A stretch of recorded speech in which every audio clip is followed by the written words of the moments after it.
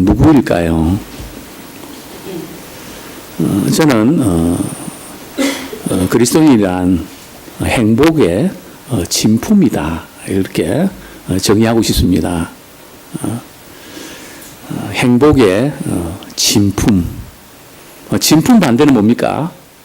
짝퉁이 있습니다. 그죠? 예.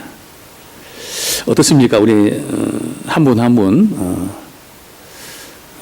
암흑의 성도님은 정말 행복하다. 그렇게 영향을 끼치는지 아니면 암흑의 성도는 참 행복한 것 같지 않다. 그런 어떤 평가를 받고 있습니까? 예수님을 믿으면 행복해질까요? 불행해질까요? 우리 한번 솔직하게 한번 이렇게 대답을 한번 해보시죠. 우리 예수님을 믿으면 행복해질까요? 아니면 불행해질까요? 우리 다솜이는 어때? 다솜이가 계속 지금 유튜브 탄다. 유튜브를 탄다고. 행복해집니다. 예.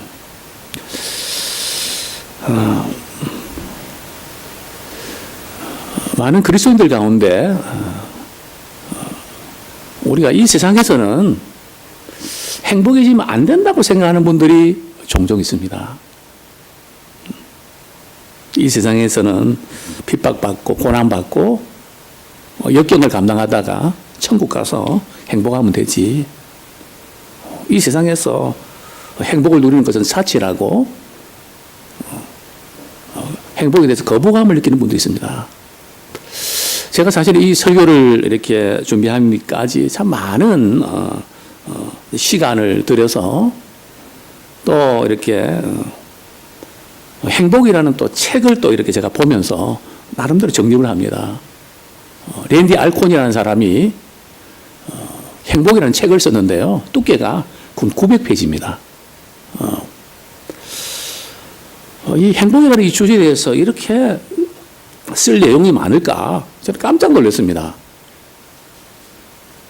어떻게 성경 말씀 어디 근거해서 어떻게 접근하지? 물론 제가 한 150페이지 정도는 못 읽고 말이죠.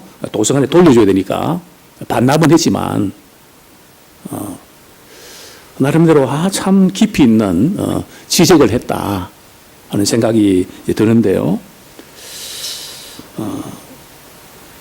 우리 자녀들이 또 직장에 우리 일하는 분들이 또 이웃 사람들이 나를 보면 예수 믿고 싶은 마음이 들까요? 아니면 거부감이 들까요? 어떻습니까? 우리 자녀들이 나를 보고 말이죠. 엄마가 믿는 하나님이라면 나도 예수 믿을게요. 또 내가 교회는 안 나가지만은 암흑교회를 보니까 나도 언젠가는 교회를 나가야 되겠다고 참 행복해 보인다고.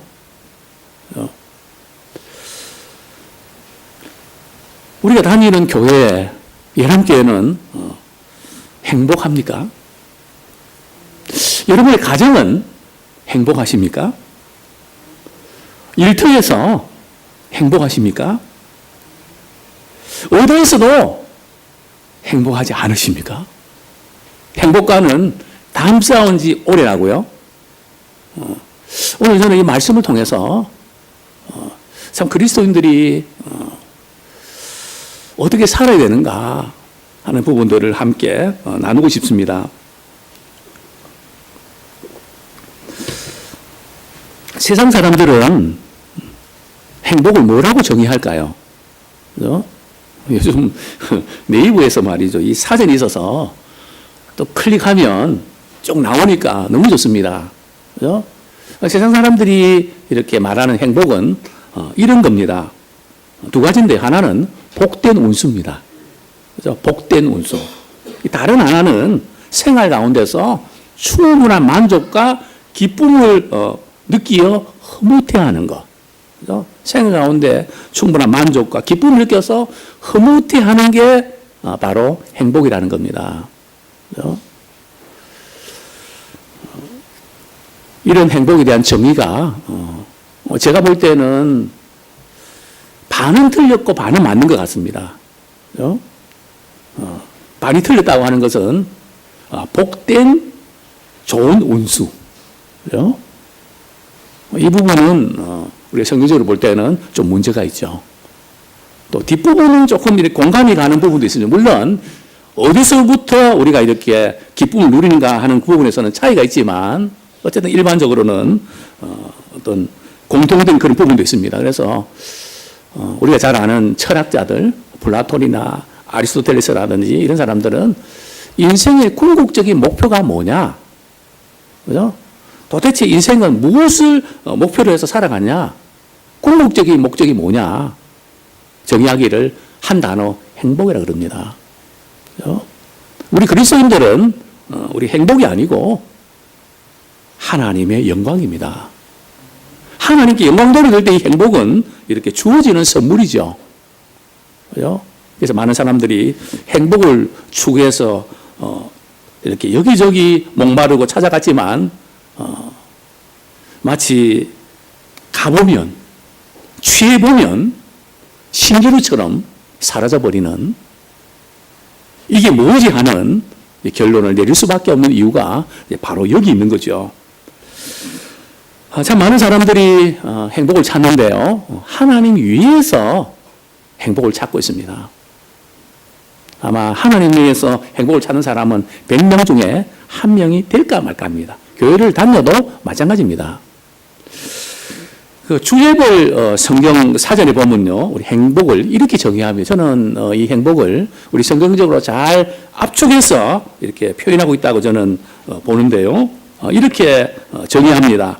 인간과 하나님이 공히 경험하는 즐거움이나 기쁨의 상태, 즉 인간이나 하나님이 똑같이 경험하는 즐거움이나 기쁨의 상태. 자, 그 다음 부분이 참 중요한데요. 참된 행복은 하나님을 아는 확고부동한 지식. 그죠? 하나님이 어떤 분인지를 확실히 알 때에 그 자체가 참된 행복이라는 거죠. 또 하나님이 행하신 그분의 행적, 또 신실한 언약을 즐거워하는 데서 비롯된다. 즉 하나님의 행하신 일과 언약의 그 말씀을 우리가 즐거워할 때 행복할 수 있다는 거죠. 참 그렇습니다.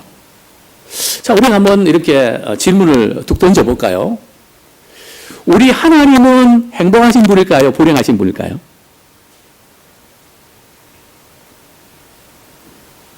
우리 하나님이고 또 우리하고는 다른 분이기 때문에 생각해 본 적이 별로 없으시다고요.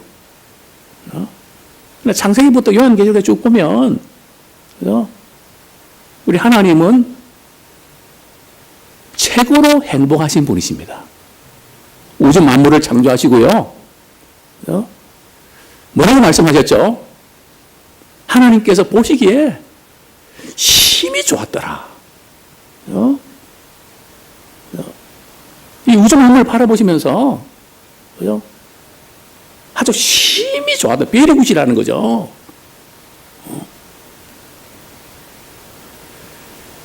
우리가 그거에 대해서도 행복해야지만 우리의 생활 가운데서 우리 행복해야 됩니다.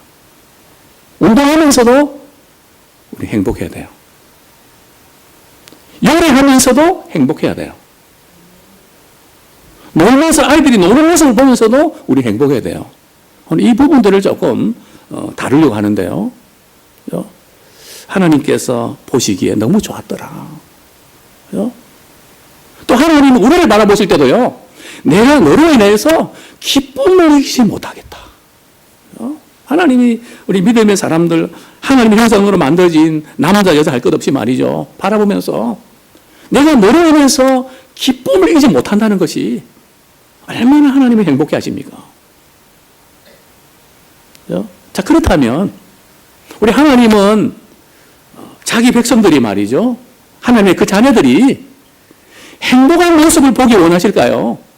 불행해지는 모습을 보기 원하실까요? 어떻습니까? 우리 마음속에 말이죠. 우리 하나님은 내가 잘 되는 것을 원치 않으시는가 봐. 어떤 분은 그러더라고요. 하나님은 내가 잘 되는 거 꼴을 못 보신다, 못 보신 것 같다고. 이런 생각하시는 분들 혹시 없습니까? 하는 일마다 잘 안 되고 이럴 때 이런 생각이 종종 들죠. 그러나 우리 하나님께서는 자기 백성들이 말이죠, 행복해하는 모습을 보고 싶어 하시는 거예요. 우리 부모들은 자녀들이 어떤 모습을 보기 원하십니까? 행복한 모습을 보기 원합니다. 또 자녀들은 우리 부모님이 어떤 모습을 보기 원하십니까? 불행해지는 거요. 행복한 모습요. 자녀들도 부모님들이 행복해하는 모습을 보기를 원하는 겁니다. 그죠? 우리가 이 부분들을 먼저 우리가 놓지 마셔야 됩니다. 자, 먼저 우리 신명기 6장 24절 말씀 우리 한 구절 같이 읽겠습니다. 신명기 6장 24절. 예, TV 화면 이제 바꿔주시죠. 예, 같이 한번 신명기 6장 24절 같이 읽겠습니다. 시작. 여호와께서 우리에게 이 모든 규례를 지키라 명령하셨으니 이는 우리가 우리 하나님 여호와를 경외하여 항상 복을 누리게 하고 하기 위함이라. 또 여호와께서 우리를 오늘과 같이 살게 하려 하심이라. 우리가 하나님을 경외한다는 것, 즉 하나님을 영화롭게 한다는 것, 이것이 우리 인간의 제일 되는 목적이거든요. 그런데 이 지금 하나님을 영화롭게 하고 하나님을 경외하는 것이 그 자체로 끝나는 게 아니고 말이죠. 그것이 바로 우리의 행복을 위함이라는 거예요. 즉 하나님께 영광 돌리는 부분과 우리 인간의 행복이 맞물려 있다는 겁니다. 이게 떨어져 있는 게 아니에요. 우리는 영광의 도구로 쓰임만 받고 우리는 불행해지는 거 원치 않으세요. 그죠? 우리 하나님께 영광을 돌리면서 그렇게 행복해하는 모습을 그분은 보기를 원하신단 말이죠. 이걸 우리가 구분을 하시면 안 됩니다. 그죠? 이게 연결되어 있다는 거죠. 우리가 웨스트민스터 대소의 문답에서 말이죠, 사람의 제일 되는 목적이 있죠. 우리 다솜이가 한번 어차피 총대 맸으니까 한번 이야기해 볼까? 인간의 제일 되는 목적이 뭐라고?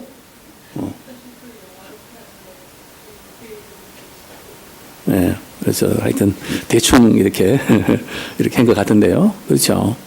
인간의 제일 되는 목적은 하나님을 영화롭게 하고 여기서만 끝나면 안 돼요. 그 뒷부분이 그분을 영원토록 즐거워하는 것이라는 거죠. 즉 그분으로 인해서 우리가 영원히 행복을 누리게 돼 있다는 거예요. 이걸 우리가 놓치시면 안 됩니다. 그죠?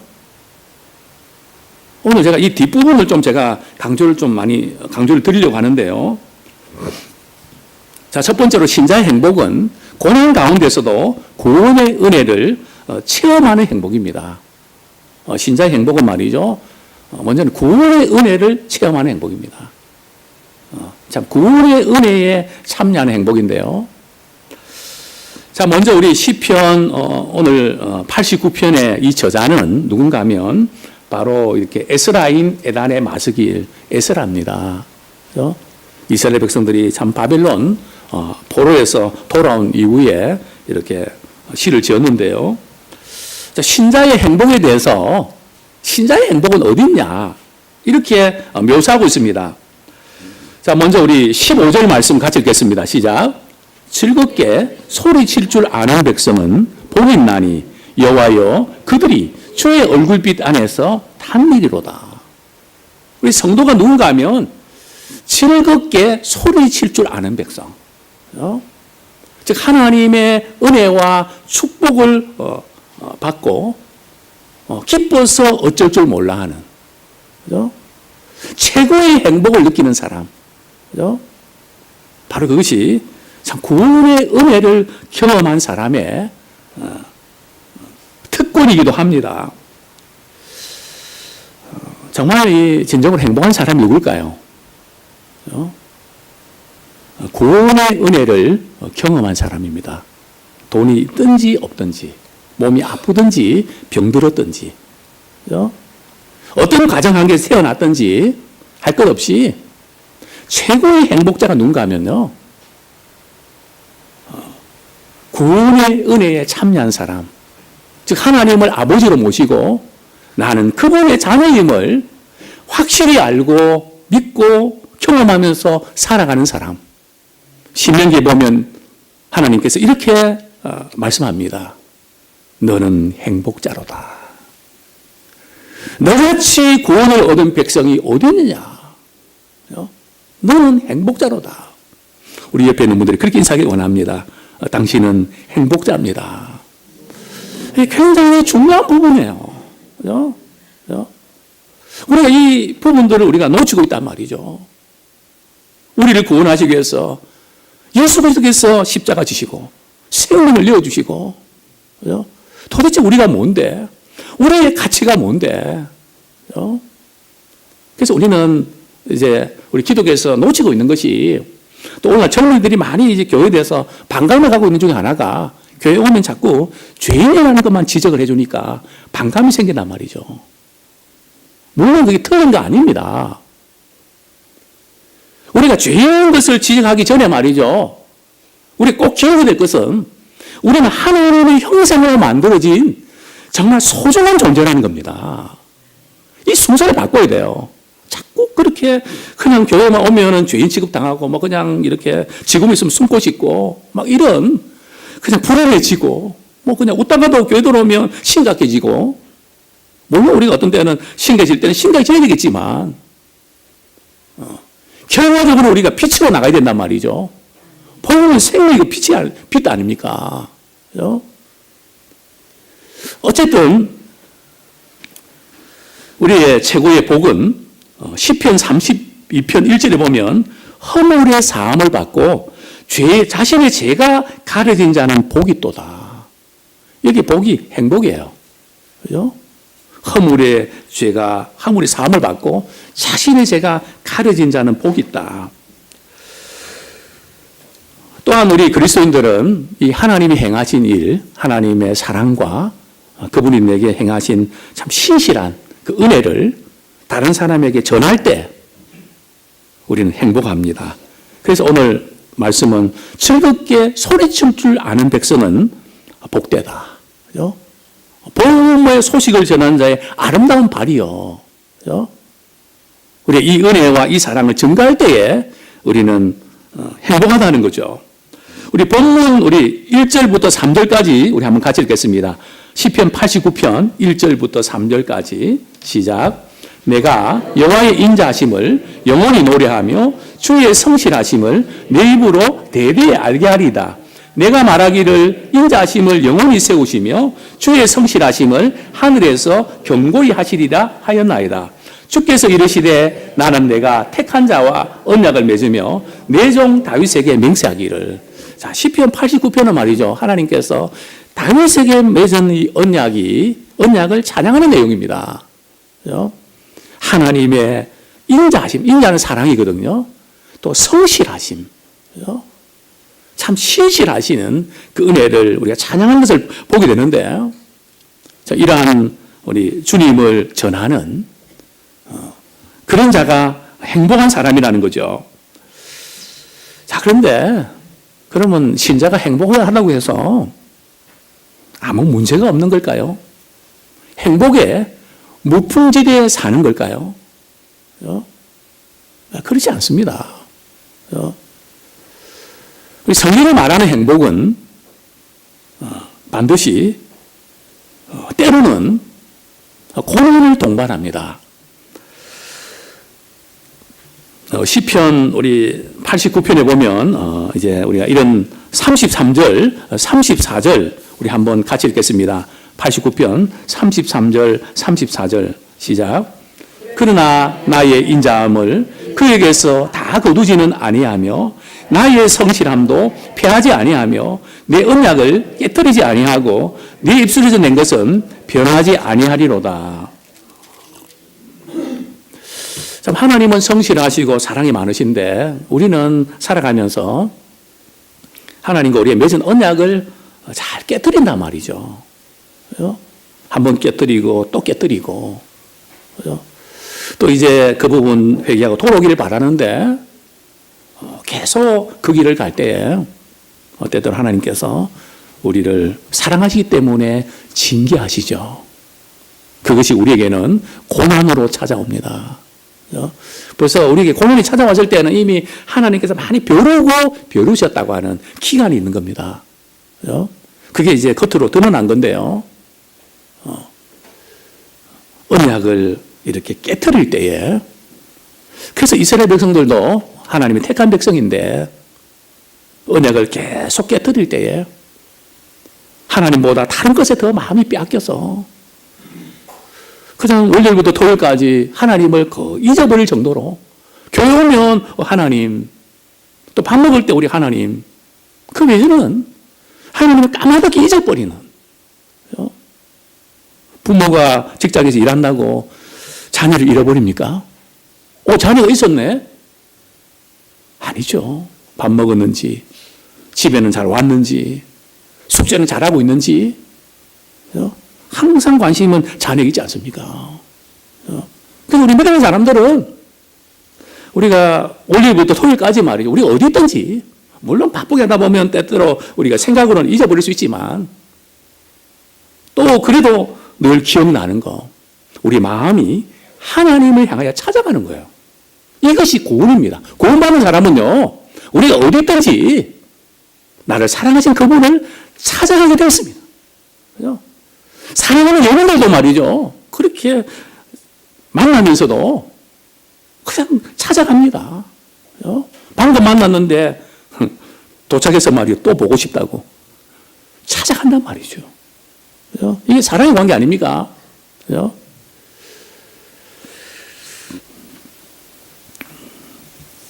이 시편의 저자는 지금 현실적으로 지금 이스라엘 백성들이 바벨론에 포로로 잡혀 있으면서 약속은 정말 너무 좋은데 현실은 너무너무 힘들다는 거예요.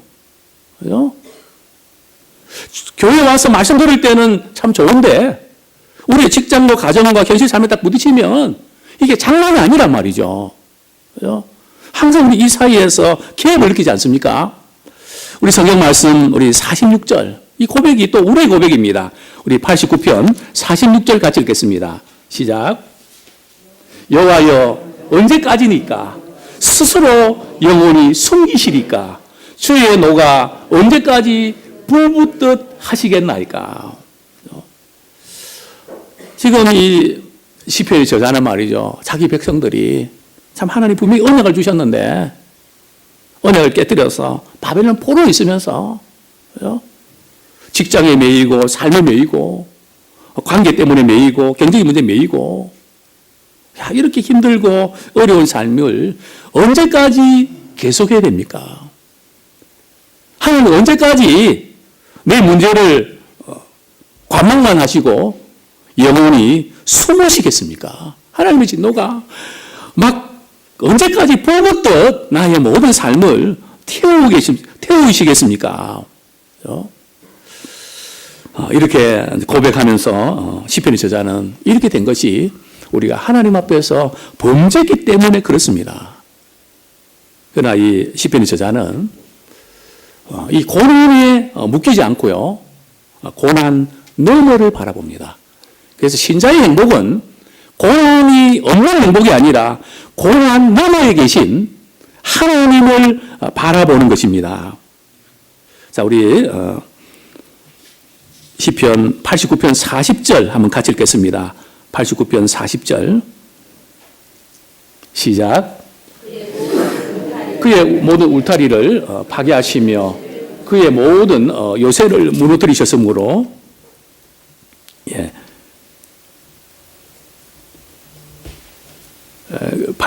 앞부분 우리가 보겠습니다. 우리 시편 89편 24절, 24절을 보겠습니다. 시작. 나의 성실함과 인자함이 그에 함께하리니 내 이름으로 말미암아 그의 뿔이 높아지리다. 저 앞에서 보면 다윗과 맺은 언약을 이 고난 가운데 다시 붙드는 겁니다. 우리가 고난 가운데 말이죠, 신자는 뭘 붙들어야 될까요? 그죠? 사람들의 말요? 또 시대적인 어떤 흐름인가요? 우리 신자는 흔들릴 때 말이죠. 하나님의 약속을 붙잡기 원합니다. 나를 구원하신 주님을 우리가 바라보는 우리가 되기를 원합니다. 왜냐하면 하나님께서 이 모든 부분들을 다 처리하신다. 그죠? 그래서 이 바빌론 군대들을 말이죠. 대적들을 박멸하며 그를 미워하는 자들을 다 하나님께서 처리하신다. 이런 약속을 붙들었습니다. 그래서 우리는 고난 가운데도 하나님의 은혜가 있기 때문에 불행의 이 터널을 통해서 더 깊은 우리의 행복에 이르게 됩니다. 혹시 이렇게 우리 운전하시는 분들이 말이죠. 터널을 통하면서 행복해 본 적 있으십니까? 저도 이제 운전하면서 이제 이렇게 여름에 선글라스를 끼고 말이죠. 이제 운전을 하는데 이 터널에 들어가면 그 내비게이션이 안 보이는 거예요. 그래서 이제 이 도수 있는 그 선글라스를 맞췄습니다. 너무 불편했어요. 우리가 이 터널이 언제 좋은가 하면 막 폭풍우가 몰아칠 때 말이죠. 터널에 들어가면 너무 좋습니다. 그러니까 와이프가 이렇게 막 안 해도 되고요. 이야, 이게 지금 날씨의 변화에 따라서 터널이 좋은 역할도 하고 또 힘든 역할도 하는구나. 즉 우리가 어떤 관점에서 보는가에 따라서 우리 달라질 수가 있죠. 우리 렌리 알콘이 말이죠. 아까 행복이라는 책에서 이렇게 참 행복을 정의하는데요. 참 동감하고 또 은혜가 됩니다. 이 행복을 삶의 역경에도 불구하고 하나님께서 가능케 하시는 뜻밖의 확실한 행복이다. 그러니까 신자의 행복은요, 고난이 없는 행복이 아니라 삶의 역경이 있지만 하나님이 가능케 하셔서 말이죠, 뜻밖의 확실한 행복을 누린다는 거죠. 우리 옆에 있는 분들이 그렇게 이야기를 원합니다. 당신에게 뜻밖의 확실한 행복이 있기 원합니다.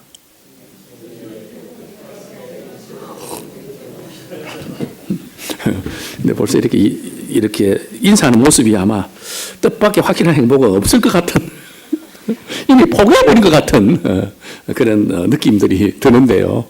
우리 삶이 너무 또 힘들어서 좌절도 오고 실망해서 그럴 수 있는 거죠. 참 우리에게서 행복이 자꾸 달아납니까? 우리 신자에게서 행복이 달아가는 것처럼 보일 때 하나님과 우리 앞에서 해결되지 않은 죄가 있는지를 찾아보십시오. 그 죄가 있다면 하나님 앞에 회개하고 또 우리가 죄상을 받는, 그래서 구원의 이 행복을 누리기 원합니다. 자, 두 번째로 우리 신자의 행복은 생활 가운데서 하나님 안에서 누리는 행복입니다. 우리 생활 가운데서 우리가 누리는 행복인데요. 우리 본문 15절 보면 이런 말씀이 나옵니다. 즐겁게 소리칠 줄 아는 백성은 복이 있나니 여호와여 그들이 주의 얼굴빛 안에서 단기로다. 삶의 현장 가운데서 말이죠. 주의 얼굴빛 안에서, 하나님의 은혜 안에서, 하나님이 주신 축복 안에서 행복을 누린다는 거죠. 그래서 우리는 구원의 특별 은총 때문에도 행복해야 하지만 일반 은총 영역 속에서도 우리가 행복해야 됩니다. 자, 우리 전도서 5장 18절 말씀 우리 한번 같이 읽겠습니다. 전도서 5장 18절. 네. 전도서 5장 18절 우리 같이 읽겠습니다. 시작. 하나님께서 그에게 주신 바 그 일평생에 먹고 마시며 해 아래에서 하는 모든 수고 중에서 낙을 보는 것이 선하고 아름다움을 내가 보았나니 그것이 그의 몫이로다. 전도서의 저자는 솔로몬입니다. 솔로몬이 여기에 낙을 누린다는 것이 오문에 보면 행복하다는 겁니다. 어떤 것이 행복한 거라고요? 오늘 본문에 보면은 먹고 마시며 만들죠. 해외에서 수고하는 모든 수고, 그리고 낙을 누리는 것이 말이죠. 그게 행복하다는 거죠. 먹는 것, 우리가 먹는 것, 또 마시는 것을 통해서도 우리는 행복을 누려야 됩니다. 그죠? 근데 먹고 마시는 게 뭐 대단하다고, 그죠? 이것이 누리라는 말인가? 성경 보면 먹고 마시는 것도 무엇을 위해서 하라고요? 하나님의 영광을 위해서 해라. 그죠? 우리 지금 이제 우리 태권이가 말이죠. 지난번에 이제 오렌지를 사갖고 이제 갔거든요. 근데 지금 우리 태권이가 뭘 먹을 때 말이죠. 그 얼굴에 말이죠. 행복한 게 쓰여 있어요. 하여튼 먹는 앞에서는 그렇게 좋아해요. 그리고 먹을 때 말이죠. 아이, 맛있다고. 아이고, 맛있다고. 그죠? 저는 그걸 보면서 말이죠. 우리 하나님은, 우리 부모가 그 모습 볼 때 어떻습니까? 행복하죠. 그죠? 하나님 우리를 바라보실 때도 우리가 먹는 것을 가지고, 먹는 것을 통해서도 행복해 하는 모습을 보기를 원하십니다. 그죠? 저희 교회에서도 우리 먹는 것만 앞에 두면 행복해 하는 분들이 몇 분 계시죠? 네. 그거 나쁜 거 아닙니다. 그것만 좋아하는 건 좀 문제가 있지만, 그죠? 그것만 좋아하면 그게 우상이 돼버리거든요. 제자리만 잘 찾으면, 그 부분도 성경에 보면, 그 누리는 것이 행복이다. 이렇게 성경은 말씀합니다.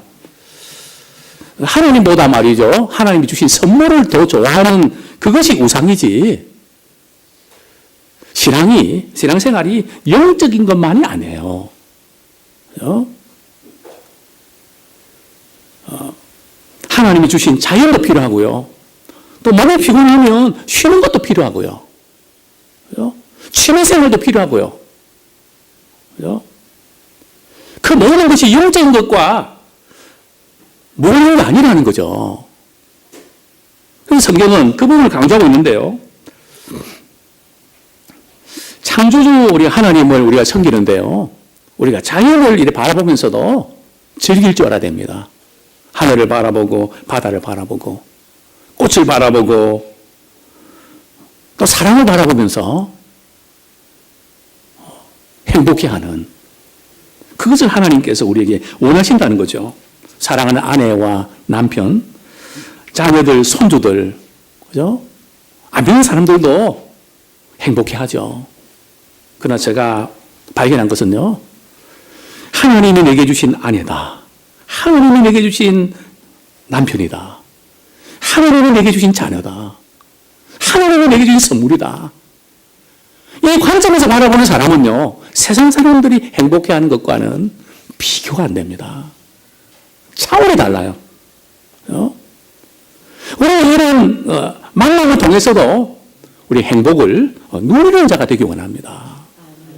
우리 세상을 바라보면서도 너무 부정적으로 바라보지 마세요. 물론 문제가 많고 참 실망도 많이 된 게 사실이지만은 하나님이 세상을 이처럼 사랑하셨잖아요. 우리도 이 세상을 사랑하고 대한민국을 사랑하기 원합니다. 그죠? 그 가운데서 우리가 역할을 감당하면서 행복해하는 모습을 우리 하나님 보고 싶어 하시는 거죠. 또 우리가 밤에 우리 단잠을 자는 거, 그것도 행복이에요. 그죠? 뭐 누웠다 하면 자는 남편이 있죠. 코 골면서 말이죠. 그죠? 정말 그것도 행복입니다. 잠을 못 자서 말이죠. 긴 밤을 새우는 분들이 얼마나 많은지 압니까? 너무 고통스러워서. 너무 신경이 쓰여서. 저는 토요일마다 설교에 대한 부담이 얼마나 큰지. 그죠? 제 생각이 말이죠. 막 그 설교해야 된다는 이 압박감 때문에 다른 것을 못 보는 것 같아요. 음식 맛도 모르겠고요. 그죠? 거기에 온통 신경이 곤두서 있기 때문에. 참, 그런데 우리 하나님께서, 그래서 이제 밤에 말이죠. 잠을 자야 되는데 무슨 설교를 할까? 또 어떻게 해야 되지? 그 하면서 기도하면 하나님 오늘 밤 제가 잘 자야 내일 설교에 무리가 없는데 단어 이렇게 구사하는데 무리가 없는데 하나님 잠을 잘 잘 수 있도록 도와주세요. 그리고 아침에 딱 눈을 뜨면 얼마나 감사한지 우리 간밤에 우리 잠을 자는 것도 그게 행복입니다. 왜냐하면 하나님께서 사랑하는 자에게 말이죠 잠을 주신단 말이죠. 또 우리가 자녀들과 말이죠 노래하는 것도 시간 낭비가 아니라 그것도 행복입니다. 그죠? 우리 자녀들과 놀아주는 거 말이죠. 그리고 자녀들이 얼마나 기뻐하고 좋아하는 그런 그 모습들 그 시간 낭비가 아니에요. 그죠? 우리 하나님께서 우리를 바라보실 때 얼마나 기뻐하는지 모르세요. 그죠? 그것도 시간 아깝고 내가 뭐 해야 되는데 그런 생각하지 마시고 우리 그 부분도 우리가 누릴 수 있는 행복입니다. 이제는 그렇게 하고 싶어도 할 수 없을 때가 옵니다. 또 모처럼 시간이 나서 말이죠. 아메리카노 한 잔 사갖고 말이죠. 커피 마시면서 우리가 책을 읽는 거 그것도 우리가 누려야 돼요. 세상 사람들은 그거 누리는 게 아니고 우리는 다른 차원을 누리는 겁니다. 하나님 안에서 누리는 거예요. 하나님이 함께하는 차원에서 누리는 거란 말이에요. 우리 여유를 가지면서 충전하고 그죠? 그것도 우리가 누려야 됩니다. 하나님을 제일 첫 자리에 두고요. 피조물을 그 다음에 두면 모든 것이 아름답고 예배의 도구가 됩니다. 우리 주일날 교회 와서 드리는 이 공적 예배가 중요한데요. 우리 삶에서 누리는 그 모든 부분들이 그래서 먹든지 마시든지 하나님의 영광을 위해 살아가는 것이 바로 그런 의미입니다. 우리는 선물을 받았기 때문에 기뻐하는 것이 아니라 선물을 주신 그분으로 인해서 기뻐해야 됩니다. 그렇죠? 우리 이걸 많이 놓칩니다. 그렇죠? 우리는 가지고 있는 돈을 가지고도 행복을 누려야 됩니다. 돈이 있다고 행복을 누릴 수 있는 게 아니고요. 성경에 보면 돈을 사랑하는 것이 일만하게 뿌리라 그랬는데 돈을 가지고 행복할 수 있다는 게 도대체 무슨 말인가? 우리 디모데전서 6장 17절부터 우리 19절까지 디모데전서 6장 17절부터 19절까지 우리 같이 한번 읽겠습니다. 시작. 내가 이 세대에 부한 자를 명하여 마음을 높이지 말고 정함이 없는 재물에 소망을 두지 말고 오직 우리에게 모든 것을 구히 주사 누리게 하시는 하나님께 두며 선을 행하고 선한 사업을 많이 하고 나눠주기를 좋아하며 너그러운 자가 되게 하라. 이것이 장래에 자기를 위하여 좋은 틀을 쌓아 참된 생명을 취하는 것이라. 그렇습니다. 우리가 재물이 있음에도 불구하고 우리가 교만하지 마라. 그렇죠? 직장에서 내가 오너가 돼서 딴 사람들 월급 주고 그래서 넌 내 돈 받고 이렇게 일하니까 너는 내 것이다. 그죠? 그래서 함부로 대하고 함부로 말하고 그죠? 이런 모든 것이 오늘날 우리 사회에 문제가 되지 않습니까? 그죠? 내가 있는 위치에서 어떻게 하나님을 섬기고 내게 온 이 직장인들을 어떻게 돕고 위할 것인가? 그러면 성추행이나 이런 모든 부분들 내 사랑하는 딸 같고 그런 마음을 가지고 대할 때에 우리가 어떻게 바라볼 수 있을까요? 어떻게 우리가 대해야 되는 것이 나오지 않겠습니까? 성경은 말씀합니다. 재물에 소망 두지 마라. 내가 이만큼 벌었는데 내가 이만큼 내가 이렇게 성공했는데 거기 두지 말고 그것을 구해주사 누리게 하시는 하나님께 두라. 우리 마음을 말이죠. 재물이 많아지든지 적어지든지 관계없이 소망을 하나님께 둔 하나님의 은혜로 내가 여기까지 왔다. 하나님이 주신 이 부분들 내가 어떻게 아름답게 나눌까? 어떻게 섬길 수 있을까? 하나님이 감동 주시면 내가 그거 해야 되겠다. 이것이 우리가 재물을 가지고도 누리는 행복입니다. 그죠? 또한 우리 빌립보서 우리 2장 4절 말씀 보면 이런 말씀이 나옵니다. 각각 자기 일을 돌볼 뿐더러 다른 사람의 일을 돌보아 나의 기쁨을 충만하게 하라. 여기 보면 기쁨을 행복으로 바꿀 수 있는데요. 행복은 자기의 일도 돌아봐야 됩니다. 다시 말씀드리면 자기가 행복해야 다른 사람을 행복하게 할 수 있습니다. 이거 절대 놓치시면 안 돼요. 우리 한번 따라하겠습니다. 내가 행복해야 식구들을 행복하게 할 수 있다. 이거 놓치면 안 돼요. 자기를 돌아볼 뿐더러 또한 다른 사람의 일을 돌아보는 이것이 균형을 유지해야 된다는 거죠. 비행기 탑승하면 이렇게 기내 방송이 들립니다. 비상사태시 어떻게 되는지 스튜디오스가 이렇게 신호를 보는데요. 그 내용이 뭔지 아시죠? 저는 거기 의뢰봤는데요. 이런 내용입니다.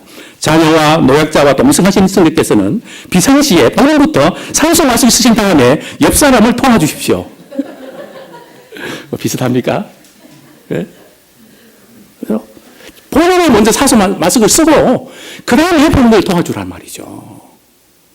그죠? 저는 이게 성경적입니다. 그죠?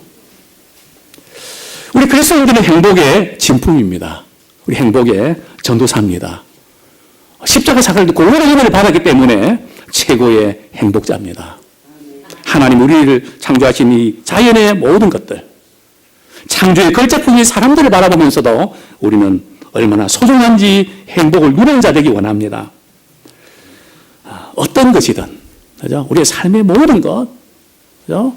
또 우리가 이렇게 오락하는 것도 우리 적당하게 하면 됩니다. TV 보는 것도 그렇고, 취미생 하는 것도 그렇고, 우리 그런 모든 부분에서 우리가 누릴 줄 아는, 또 우리의 행복한 모습을 우리 하나님께 보여드리고, 또 우리 식구들에게 보여주는, 그죠? 다른 하나님 우리가 행복한 모습을 보고 싶어 하세요. 모든 면에서요. 교회에서는 아니라 모든 삶에서 먹는 것이든 마시는 것이든 어떤 것이든 그 가운데 하나님 은혜 가운데서 우리 누리는 행복자가 되기 원합니다. 우리 행복 전도사가 되기 원합니다. 우리 시간 말씀 붙잡고 우리 같이 한번 결단의 기도 드리길 원합니다. 그리스도인은 행복의 진품입니다. 우리 같이 한번 우리 기도하겠습니다. 하나님 아버지, 무시간데 우리를 이처럼 사랑하여 주셔서 늘 불행 가운데, 좌절 가운데, 실망 가운데 살아갈 수밖에 없었던 우리들을 이처럼 사랑하여 주셔서 너는